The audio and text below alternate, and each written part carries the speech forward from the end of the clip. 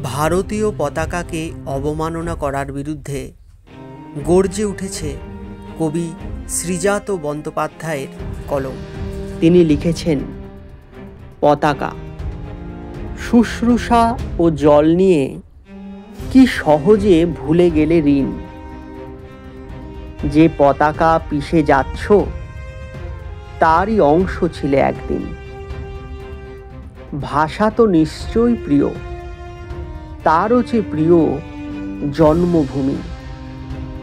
আমাকে বাঙালি থেকে ভারতীয় করে তুললে তুমি। ভালোবাসা বিরোধের মাঝখানে সরু একটা সুতো, তাকে যদি তুলে নাও অন্যভাবে কথা হবে দ্রুত। এত যদি দেশ থাকে, যদি এত ঘৃণা হয় জড়ো, তবে তো সওয়াল ওঠে, ক্ষমা কি দেশের চেয়ে বড়? নামেই স্বাধীন তুমি, চেতনায় আজও পরাধীন।